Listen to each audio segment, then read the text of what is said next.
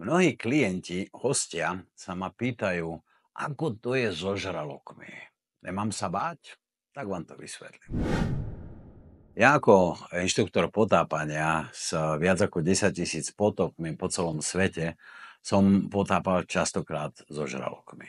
A s tými najväčšími. Potápal som dokonca na Guadalupe s bielými žralokmi. No a samozrejme so všetkými ostatnými ako tigrovými, bull shark a tak ďalej a tak ďalej. Ale môžem povedať, v živote som nemal problém so žiadnym žralokom.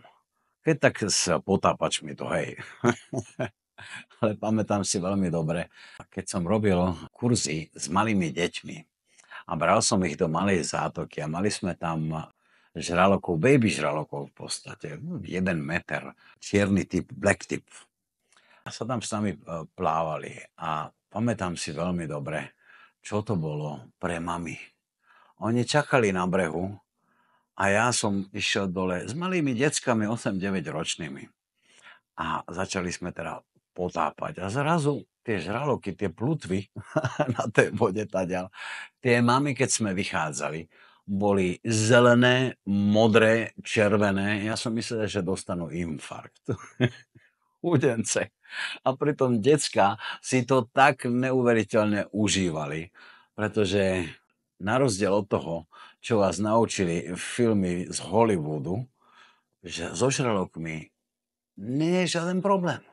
My pre žralokov nie sme jedlo. Častejšie sa ti môže stať, že ťa zabije kokos, keď ti padne na hlavu, ako že ťa napadne žralok.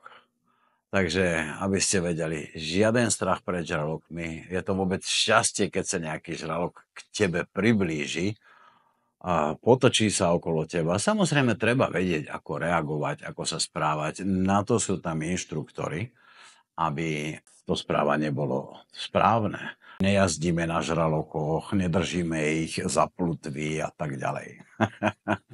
Takže, aby ste vedeli, žiaden strach zo žralokov nemusíte mať. Žraloky nenapadajú ľudí. Skôr ľudia napadajú žralokov. Dúfam, že sa vám páčilo a napíš mi, či si má nejaké skúsenosti na dovolenkách so žralokmi. Čauko.